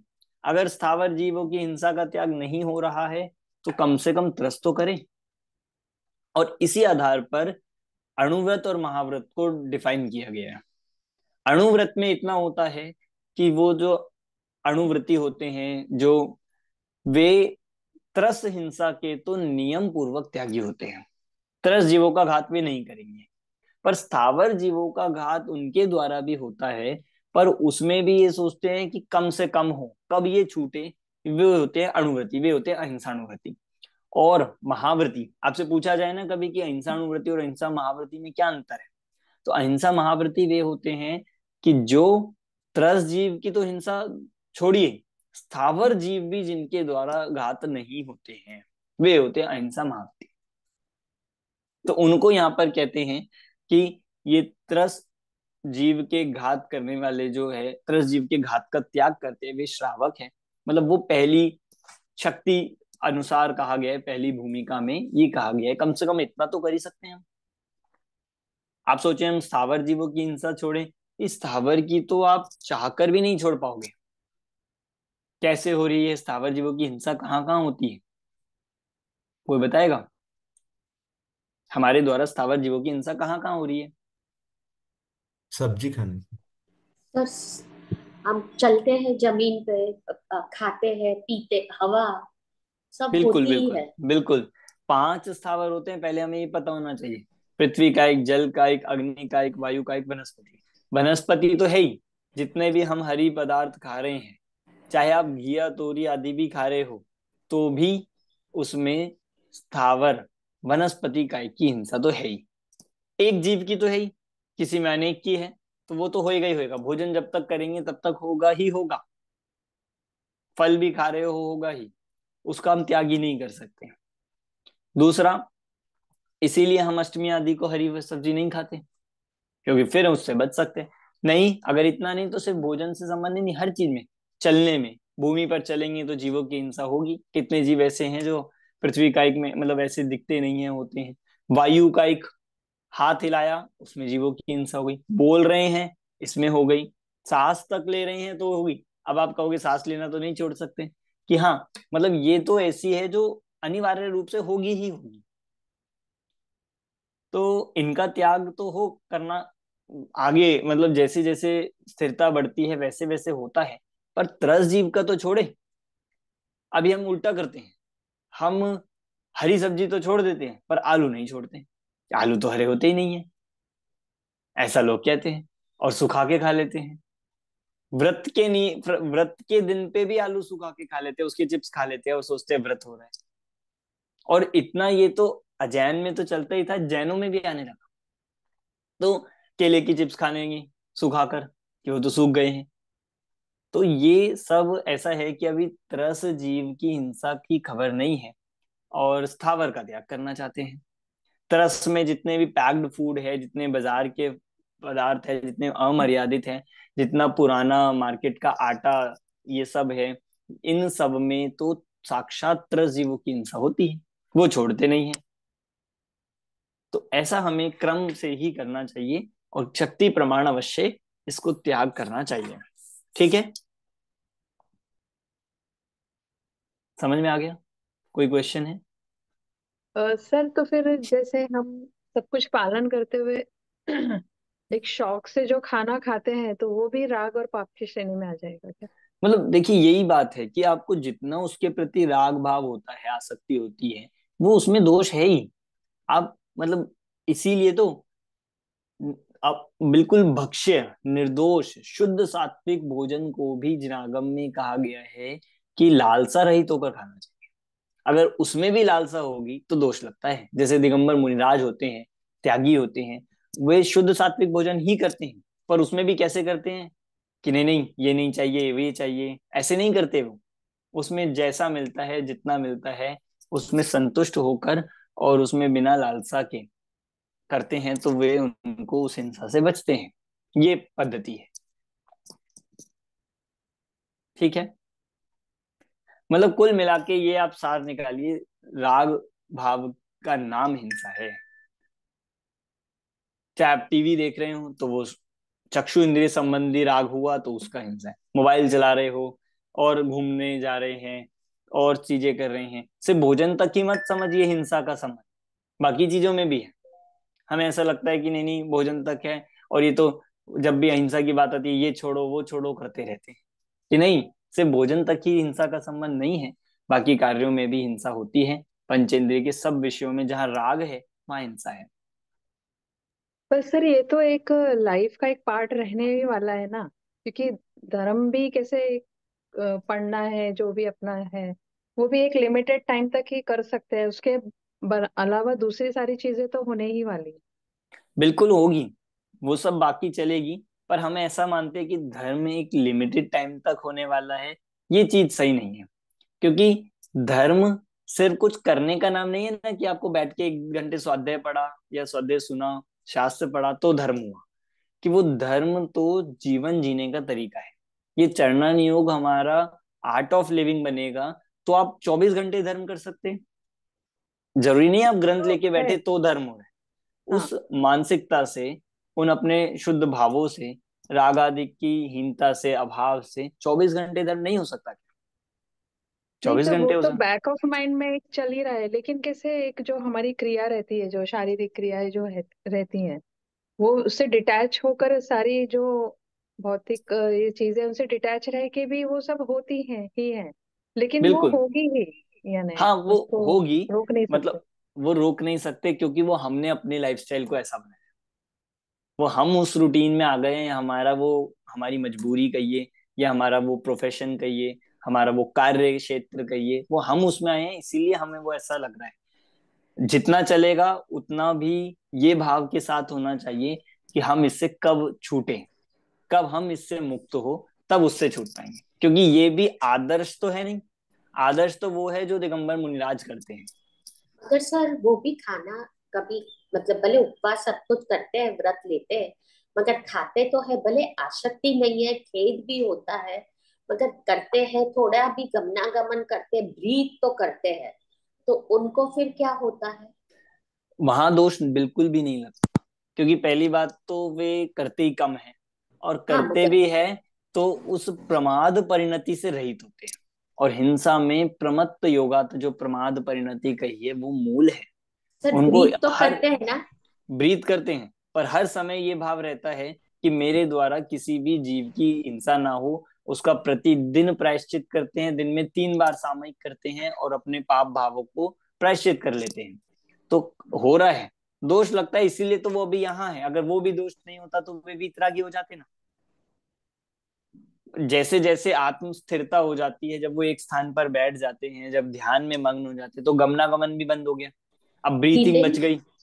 वो भी धीरे धीरे जैसे जैसे योगों का अभाव होता जाता है, और वो मतलब अंतरंग से भाव क्योंकि अभाव हो गए हैं, अटैचमेंट खत्म हो गया, किसी जीव के प्रति राग द्वेष नहीं है, तो ब्रीथिंग चलते हुए भी कुछ दोष नहीं है, मतलब ऐसा है कि जो गिनने लायक भी नहीं।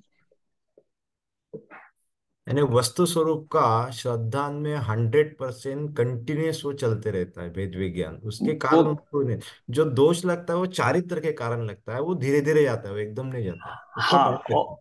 और अभी जो ये दोष की बात कर रहे हैं, ये तो चारित्र से भी और सूक्ष्म हम कहेंगे कि ये तो शरीर के संबंध में रहने के दोष है बस। मतलब योग योग आदि आप समझ लीजिए, मतलब भाई सर्वाइवल के लिए जो चल रहा है बस उतना है। तो तभी हाँ, एंड में योग का निरोध करते हैं। हाँ, मतलब जब योग का निरोध होता है, शरीर से वियोग हो जाता है, तब जाके सिद्ध अवस्था को प्राप्त होते हैं सर्व दोषों से भी। मतलब वो बहुत छोटी अवस्था है, हम सोचते हैं कि भाई इतना उनके भी हो रहा है या इतना छोड़, पहले बड़े बड़े तो हम छोड़े, तो बड़े फिर बड़े तो समझने के लिए हम आनंदित। पूछ रहे थे। बिल्कुल सही, समझने के लिए बिल्कुल जरूरी है, भूमिका का ज्ञान होना चाहिए, कब क्या छूटता है, कब क्या त्याग होता है, कब मतलब, और जब ऐसी स्थिरता बढ़ जाएगी, जब ऐसा हो जाएगा तो ऑटोमेटिक छूटते चले जाएंगे। तो सर ऐसी स्थिति में जब हम आनंद में रहते हैं, एक एंजॉयमेंट इसको इंग्लिश में बोले तो थोड़ा अलग फीलिंग आता है, लेकिन जिस अवस्था में है उस अवस्था में आनंद में रहना, क्या उसमें भी दोष लगता है यदि नहीं, हम सब आचरण रूप से आनंद करें? में रहना चाहिए। आनंद सुख ये आत्मा का लक्षण है, और ये हमारा प्रयोजन भी है, रहना चाहिए। पर हमें ये ध्यान में रखना चाहिए, हम जिस आनंद में लगे हैं वो आनंद किससे आ रहा है, किसके आश्रित है, वो कौन सा आनंद है। वो आपको किसी को, देखो आनंद तो सबकी अपनी अपनी डेफिनेशन होती है, किसी को शिकार खेल के भी आनंद आता है और वो कहते हैं हम आनंद में रहते हैं, किसी को शराब पीकर भी आनंद आता है, किसी को बाहर की चीजें अभक्ष्य खा के भी आनंद आता है, वो भी आनंद है। पर हमारा वो आनंद, वो सुख किसी के आश्रय नहीं हो, तब वो सच्चा आनंद है। ऐसा होना चाहिए कि आपको टीवी देखते हुए बहुत अच्छा लग रहा है, इसका मतलब अभी आपका सुख पराश्रित है, वो आनंद पराश्रित है, वो सच्चा नहीं है। अभक्ष्य खाकर आ रहा है या किसी का ऐसे विषय सेवन करते हुए आ रहा है, तो वो अलग चीज है। पर बिना किसी के आश्रय से भी आने वाला जो सहज आनंद है, जो स्वाभाविक है, जिसमें किसी की पराधीनता नहीं है, वो आपको आ रहा है कि नहीं, वो वस्तु स्वरूप का आनंद है। तो मेरा ये प्रश्न था कि जैसे हम बहुत लोगों के बीच में हैं और बाहर से भले ही दिखता है, लेकिन उससे डिटैच रह के भी एक आनंद स्थिति हो सकती है ना, क्योंकि अभी तो जैसे मुनि दशा धारण करना वगैरह जैसे बहुत ही दूर की और इम्पॉसिबल है, लेकिन हम जिस एनवायरनमेंट में रहते हैं वहाँ लोगों के बीच में रह के भी आनंदित रह सकते हैं ना, डिटैच रह के भी, भले ही वो दिखने बिल्कुल, में ना आए तो भी। बिल्कुल वो आएगा ही, दिखने में ना आए पर हमें फील होगा। हम्म। अगर आपको उनसे अटैचमेंट राग द्वेष नहीं है तो हम सुखी रहेंगे। अगर उनसे भी आप देखो ना, जितना जितना अगर आप बाहर जाते हो और लोगों से आप अटैच होंगे तो वहां भी दुख बढ़ना शुरू हो जाता है। जितना जिससे आप राग कर लोगे, फिर आपको कहीं जाना पड़ेगा, चेंज होगा, तो फिर आपसे नहीं रहा जाएगा, नहीं जाया जाएगा, फिर मन नहीं लगेगा, या कोई ऐसी वस्तु मिल गई उसके बिना नहीं रह सकते। तो जितना वस्तुओं से या व्यक्तियों से अटैच कम होगा, राग द्वेष कम होगा, उतना ये सुखी रहेगा, और ये ही सच्चा आनंद है। ठीक है। अगर सर हमारे साथ तो क्या हो रहा है, हम पर्सनल एक्सपीरियंस शेयर करना चाहते हैं कि कहाँ मूवी में जा रहे हैं, हमें नहीं जाना है फिर भी जाना पड़ता है, जा रहे हैं फैमिली के साथ, इतना डिसाइड करते हैं कि हम नमोरियंताणम बोलेंगे, पहले 10-12 मिनट होता भी है, धीरे धीरे सर कहाँ हम, और फिर मूवी पसंद भी आती है एंड में, तो कहाँ यहाँ गए थे इतना डिसाइड करके और आ रहे हैं सब पानी में जा रहा है। तो नहीं, इसकी तो मतलब कि हम निमित्ता दिन पे अभी हमारा, हम हाँ, कंट्रोल नहीं कर पा रहे हैं, हमारा बिल्कुल, लेवल वो है बिल्कुल वो तो सही बात है कि ऐसा होता ही टोटली। है। और फिर पसंद भी आ रहा है सर, हाँ, आने के बाद डिस्कस भी कर रहे हैं। हम इसको ऐसा देखेंगे ना कि हमारा, क्योंकि अभ्यास उतना नहीं है, हम सोचते हैं, करना भी चाहते हैं, भावना है, पर अभ्यास नहीं होता है, तो थोड़े ही में क्या हो जाते हैं, लपटा उसमें जाते हैं, लग जाते हैं, उसी क्लिक में हो मस्त हो जाते जाते हैं। हाँ, तो ये अभ्यास बढ़ाने का कार्य है। और इसीलिए ये बात पीछे आई भी थी कि जो ज्ञानी होता है वो हिंसा के आयतनों से ही दूर है, क्योंकि उसको पता है कि मैं इतना कमजोर हूं कि स्लिप हो गई हूँ, उसमें ऐसे जगहों पे जाएगा, ऐसे कार्य करेगा, तो उसमें हिंसा हो ही जाएगी, कंट्रोल नहीं हो पाएगा। तो वो ऐसे आयतनों को ही बुद्धि पूर्वक दूर से ही त्याग करते हैं। ये उपाय है अगर पुरुषार्थ कम है तो। ठीक है, चले आगे। मुझे 70। हाँ, मुझे लगता है कि जो सबसे बड़ा पाप है मिथ्यात्व, उसके ऊपर ज्यादा काम करोगे तो बाकी चीज सब ऑटोमेटिक हो जाती है, ये करना नहीं बिल्कुल पड़ता है। साथ साथ होगा सब, हाँ। साथ साथ ही होगा। उधर अष्ट मूल गुणों का पालन करेगा दृढ़ता से, तो ही तो मिथ्यात्व को त्याग करने का पात्र बनेगा।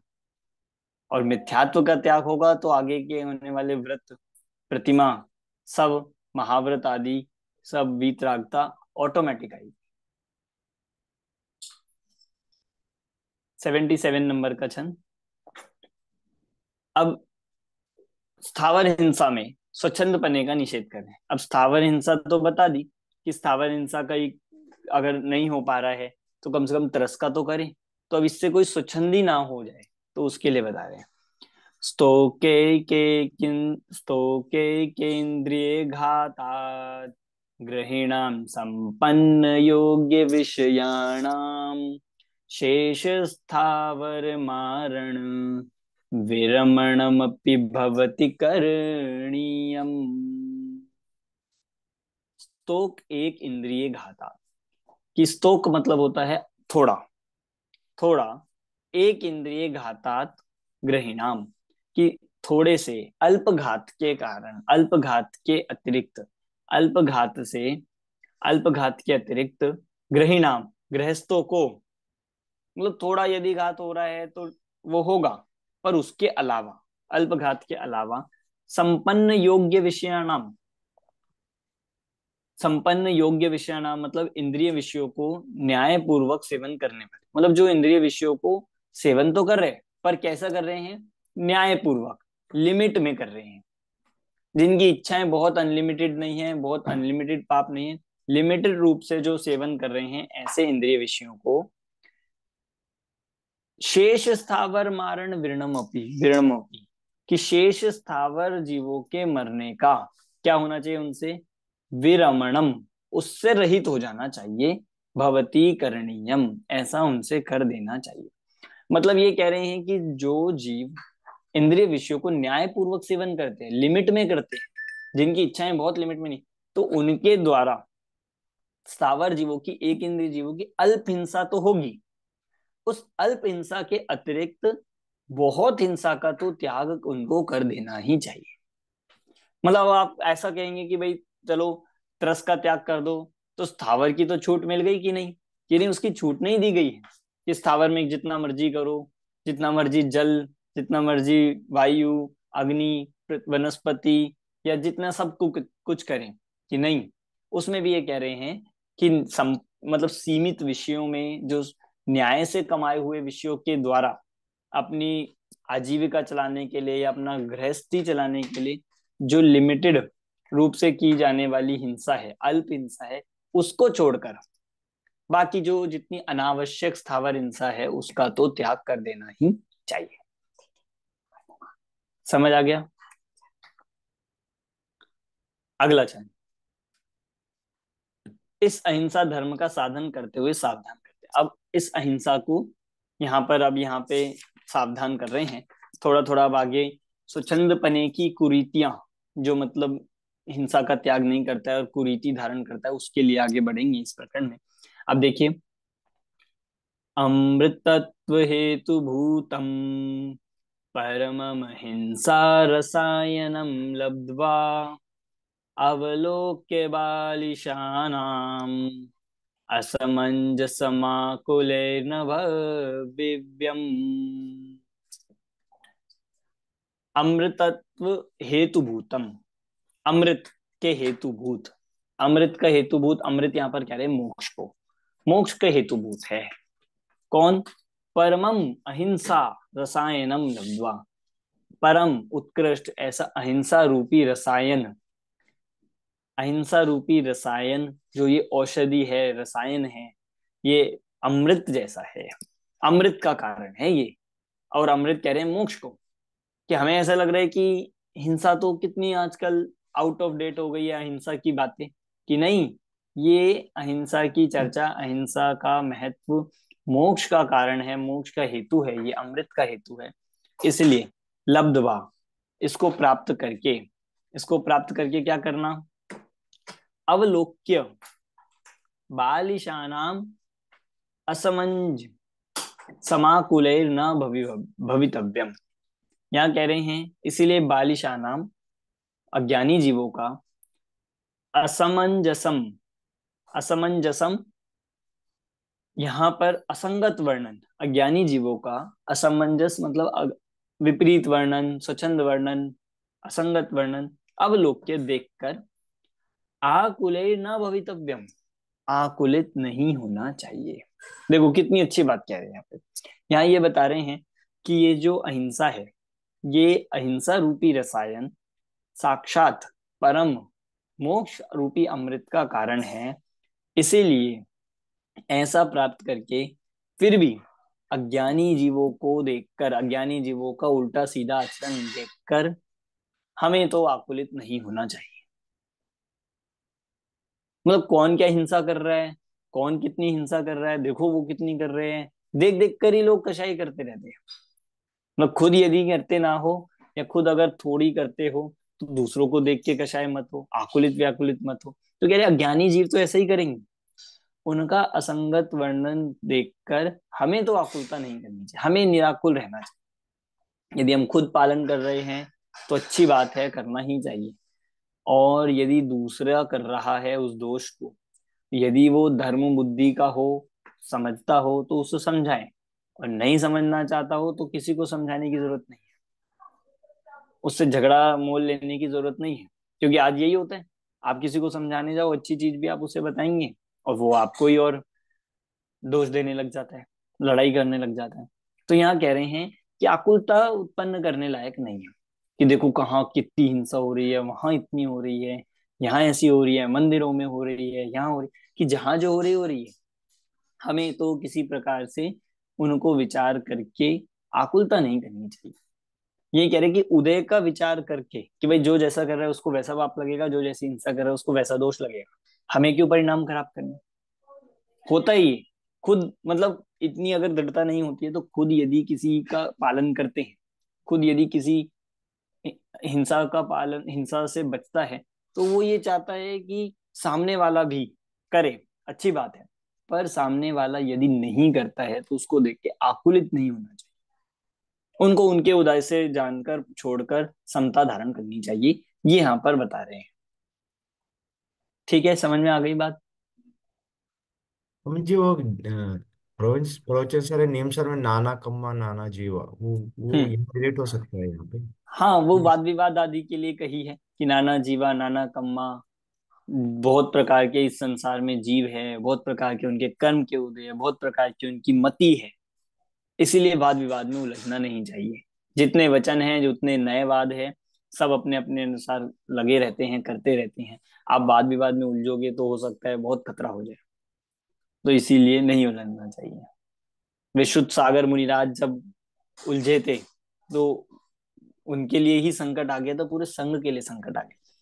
तो वो ये ऐसा है। रक्षाबंधन की स्टोरी ना सर? हाँ हाँ। हाँ। पर इसका अर्थ मैं ये भी नहीं कह रहा हूँ कि हमें किसी को धर्मोपदेश नहीं देना चाहिए।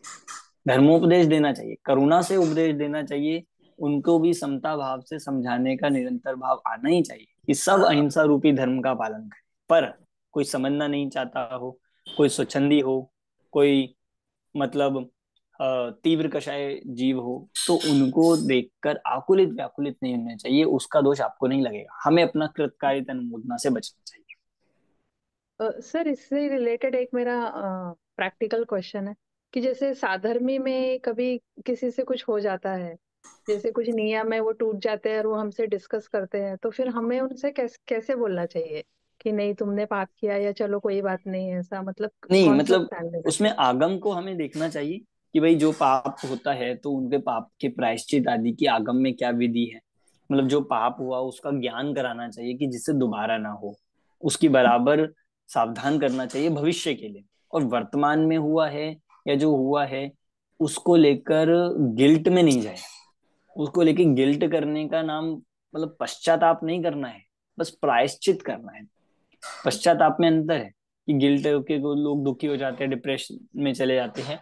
यदि कोई नियम आदि हमसे या किसी अन्य से भंग होने उसको स्थितीकरण करना चाहिए, जो हमने पढ़ा था कि उस स्थितीकरण स्वयं का और पर का करके पुनः धर्म में स्थापित होना चाहिए। और उस नियम की पूर्ति के लिए एक एक्स्ट्रा नियम ले लेना चाहिए। मतलब कि भाई हम प्रायश्चित रूप में ये कर रहे हैं, तो ये उसको करने का एक तरीका हो सकता है। मतलब तो मैं सर पर्सनली जैसे ऐसे कर लेता हूँ। हम्म सर इसमें दुविधाएं तो बहुत आती है। एक और मिनट लूंगा मैं आपका। मान लो हमने कुछ नियम लिया, अब हम अभी ना तो श्रावक में आ रहे हैं ना हम सम्यक दृष्टि में आ रहे हैं, क्योंकि हमारे कहीं ना कहीं तो चूक होती है और वो नियम हमसे टूट जाता है। हम प्रैक्टिस कर रहे हैं, मैं तो इसको इस तरह से लेता हूँ कि हम प्रैक्टिस कर रहे हैं, हमें आगे बढ़ना है, मुनि धर्म में जाना है, और जब भी हमारे होंगे तो वो भी होता है कि यार ये नियम टूट गया, ये गलती से कर लिया या प्रमादवश कर लिया या हो गया कुछ भी, मान लो अष्टमी चतुर्दशी या अभिपरिश्रम पर्व निकले। तो इसमें हमारी, हम जिस भूमिका में, हम श्रावक भी नहीं बोल सकते, हम विद्यार्थी हैं, तो क्या हमारा वो होना चाहिए, जैसे ग्लानि भी ना हो लेकिन हमको उसका ज्ञान वो भी चलता रहे, बेसिक ज्ञान। हाँ देखिए, मैं इसमें ये कहूंगा कि आप अब आपका जैसा नियम है, जैसी भूमिका है, वो आप ही जानते हैं, ठीक है। पर यदि हमारे द्वारा किसी तरह का पाप होता है तो दोष तो उसका बराबर जानना चाहिए कि दोष उसका लगता है। और हम ऐसा भी पता ना हो। सोचे कि हम किसी प्रकार की भूमिका में नहीं है तो हमें कुछ थोड़ा सा एक्सेप्शन मिल जाएगा, छूट मिल जाएगी, ऐसा भी नहीं है। साथ ही ये तो बात निरंतर विचार करनी चाहिए कि हमें कम से कम उस पाप का ज्ञान तो हो। कोई दोष हुआ है, आपको ग्लानि नहीं होनी चाहिए, पर खेद है कि नहीं है।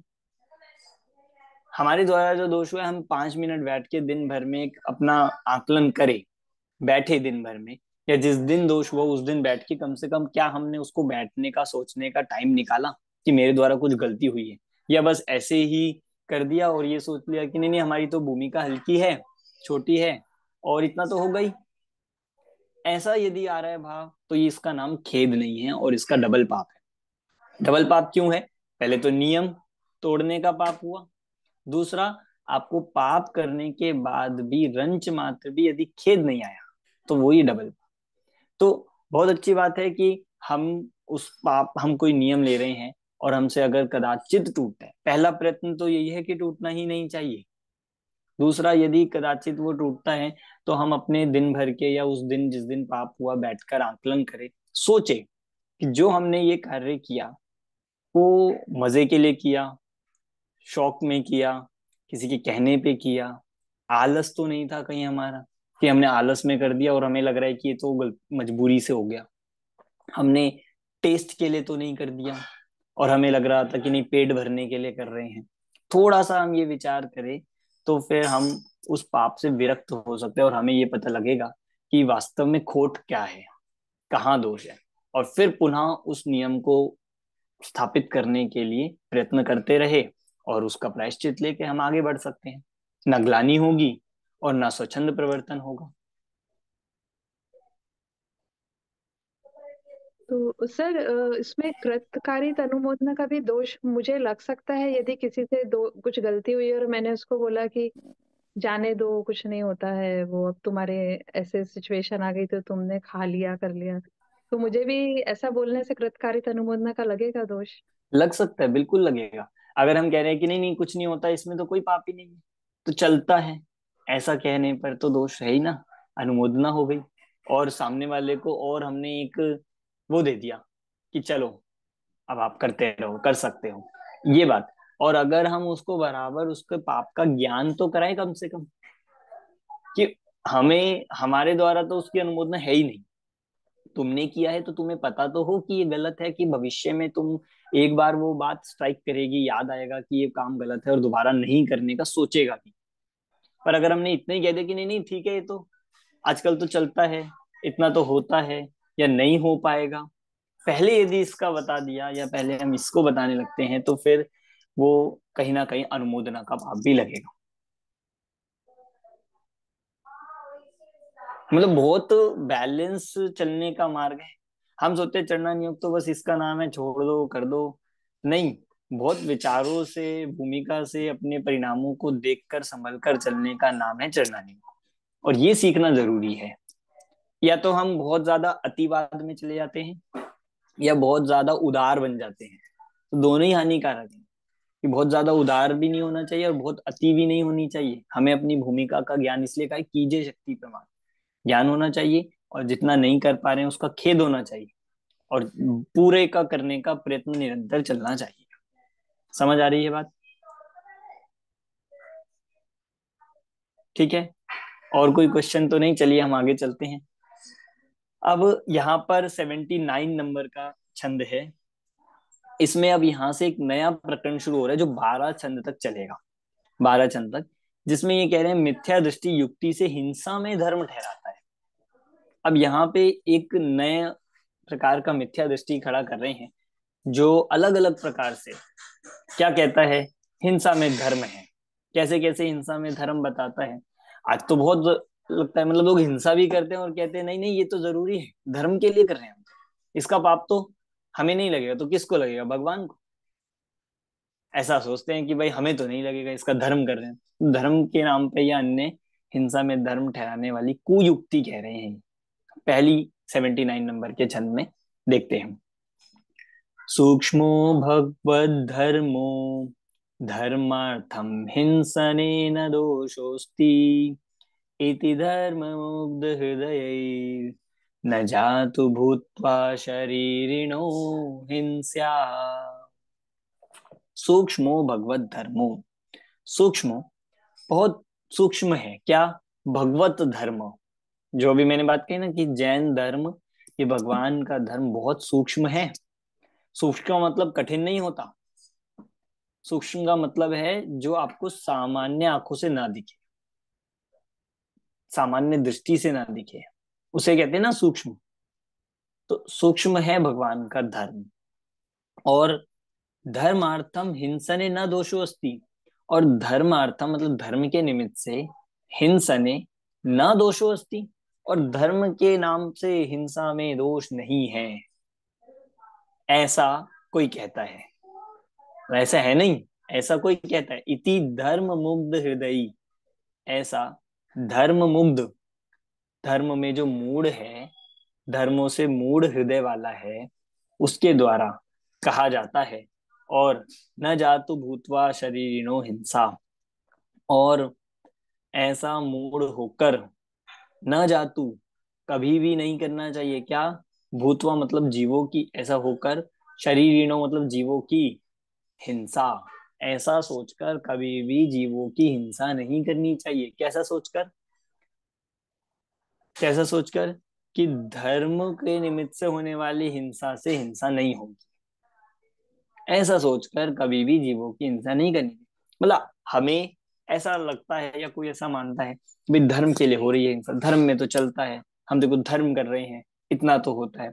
कि नहीं, आपको धर्म ने कोई लाइसेंस दिया है क्या, कोई छूट दी है क्या?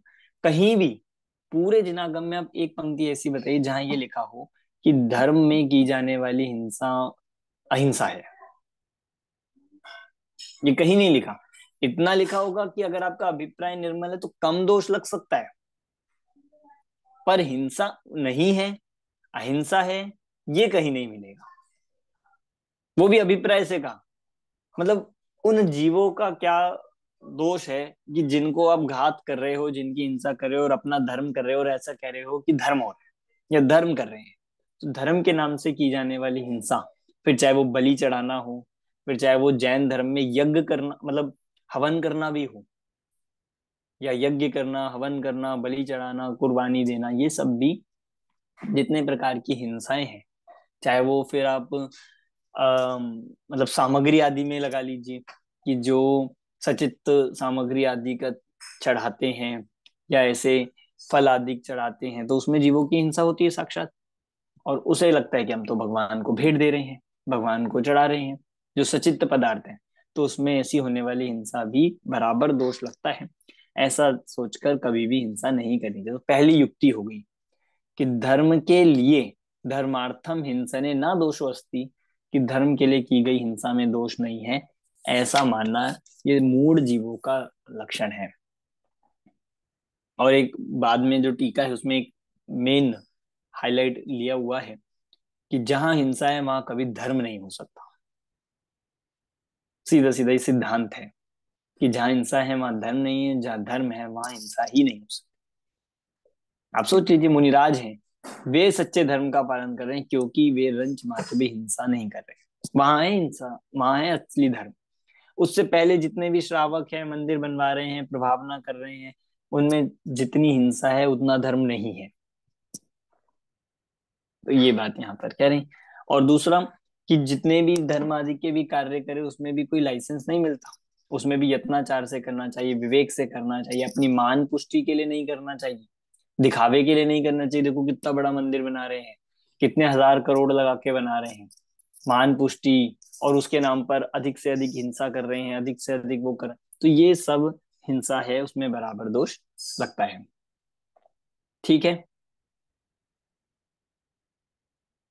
समझ आ गई पहली कुयुक्ति यहाँ पर। ये बहुत अच्छी इसकी टीका है, आप इसके बाद वाले भावार्थ पढ़ेंगे ना, भावार्थ बहुत अच्छा दिया है, पढ़ना आप इसको 110 नंबर के पेज का। बहुत एक बात हमारे समझ में आएगी, क्लियर हो जाता है कि जो मंदिर बनवाए जाते हैं, बड़े बड़े कार्यक्रम किए जाते हैं, तो उनमें जो हिंसा हो रही है उसका पाप किसको लगता होगा, उसमें पाप लगता है कि नहीं लगता, वो सब आप इस पे विचार करके पढ़ना। ठीक है, अब दूसरी दूसरी कुयुक्ति, हम ये लास्ट छंद लेंगे बस, 80 नंबर का।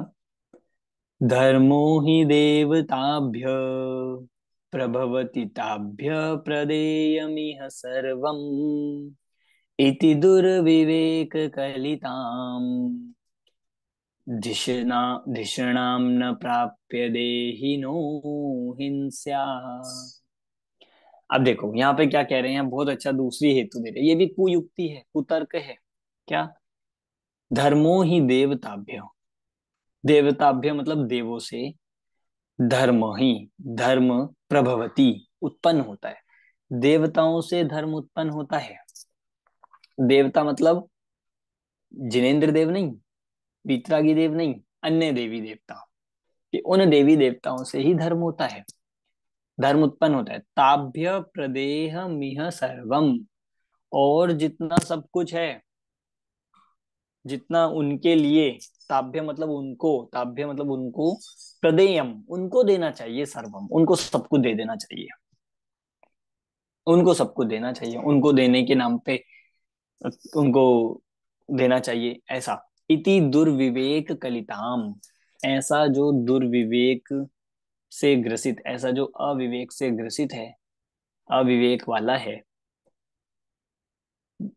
धिषणाम बुद्धि, ऐसे दुर्विवेक से ग्रसित तो जो बुद्धि है, न प्राप्य देहिनो हिंसा, ऐसा सोचकर, ऐसा प्राप्त करके भी, देहिनो हिंसा न प्राप्य, ऐसा करके भी, देही मतलब वही शरीरधारी जीवों की, न हिंसा, हिंसा नहीं करनी चाहिए। अब यहाँ दूसरी युक्ति क्या है, दूसरी युक्ति में कहना चाह रहे हैं कि देखो, लोग ऐसा कहते हैं हम अपने लिए कुछ नहीं कर रहे हैं, हम किसके लिए कर रहे हैं, हम देवताओं के लिए कर रहे हैं। देवता लोगों ने अलग अलग बना रखे हैं, ये देवी, ये देवता, ये ऐसे देव, ये वो देव, उन्हीं के लिए क्या करते हैं, हम तो उनके लिए हिंसा कर रहे हैं। तो उनके लिए की जा रही जो हिंसा है, कह रहे हैं कि उन्हीं से धर्म होता है, वे ही सब कुछ देने वाले हैं, सब कुछ उन्हीं का है। तो देवताओं को प्रसन्न करने के नाम पर बहुत लोग हिंसा करते हैं। आपने ये तो सब सुना होगा, गांव गांव में, जगह जगह में, ऐसी शहरों में भी इस तरह का चलता है। और इसके नाम पर ये व्यक्ति गृहीत मिथ्यात्व तो करता ही है, दूसरा स्वयं ठगा भी जाता है।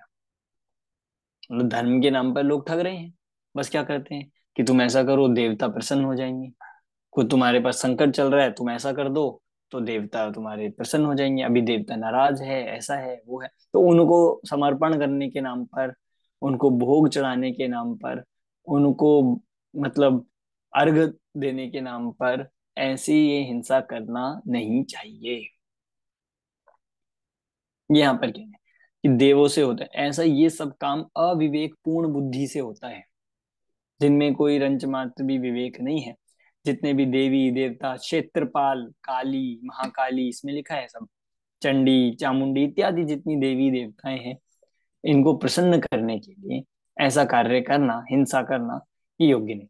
नहीं, हम तो आरती कर रहे हैं, किसकी कर रहे हैं? कि हम क्षेत्रपाल की कर रहे हैं, क्यों? उनको प्रसन्न करने के लिए। हम उनकी कर रहे हैं, देवी की, या हम उनकी कर रहे हैं, माता की। तो उनके नाम पे अगर आप आरती भी कर रहे हो, उनके नाम पे हिंसा कर रहे हो, तो उनको पाप लगेगा कि आपको लगेगा? वो आएंगे आपको बचाने, वो आएंगे आपके साथ दुख भोगने। आता है कोई कि नहीं नहीं हम तो उनके लिए कर, कि उन्होंने कहा आपसे उनके लिए करने के लिए, कि नहीं हम तो, हम कहते उनके लिए है, पर अंदर अभिप्राय में देखेंगे तो कर रहे हैं हम अपने लिए ही है, कि हमें कुछ मिलेगा, हम पे कोई संकट ना आ जाए, हम पे वो प्रसन्न रहे, हम पे नजर रखे हो बस वो। तो ये सोचकर ऐसा करता है, तो बराबर ये अविवेकपूर्ण बुद्धि का कार्य है। ऐसे कार्य में भी हिंसा नहीं करनी चाहिए। ये दूसरी कुयुक्ति यहाँ पर बताइए। समझ आ गई? मतलब अगर इसको समझ ले सही में हिंसा, हिंसा के स्वरूप को, तो सारे गृहीत मिथ्यात्व से भी बच जाएगा। क्योंकि आज यही तो कर रहा है, लोग दूर दूर जा रहे हैं, इधर उधर का उल्टे सीधे कार्य कर रहे हैं, हिंसा कर रहे हैं, विशेष है किसके नाम पर? कि भगवान के नाम पर, देवी देवता के नाम पर, पार्श्वनाथ भगवान के नाम पर, या उनके नाम पर, इनके नाम पर। तो ये सब भी मतलब अविवेक, अज्ञान का लक्षण है ये। जैन धर्म ऐसी कोई कार्य करने का उपदेश देता ही नहीं है। ये सब लोगों को ठगने का या फिर मूर्ख बनाने की ही कार्य है। ठीक है, समझ में आ गया? कोई डाउट हो तो आप पूछ सकते हैं, कोई प्रश्न हो किसी को।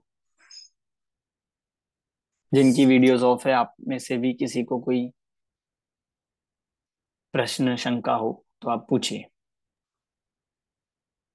मुझे एक श्रद्धान में क्या होना चाहिए कि किसी को मारने से जीव मरता नहीं, या उसकी जब आयु आयु होंगी तो ये हो गया, बोले उससे स्वच्छंदी न होते हुए अपने श्रद्धान में कैसा होना चाहिए, क्या होना चाहिए? श्रद्धान में यही हो सकता है कि यही होना चाहिए कि कोई किसी को मार सकता ही नहीं है।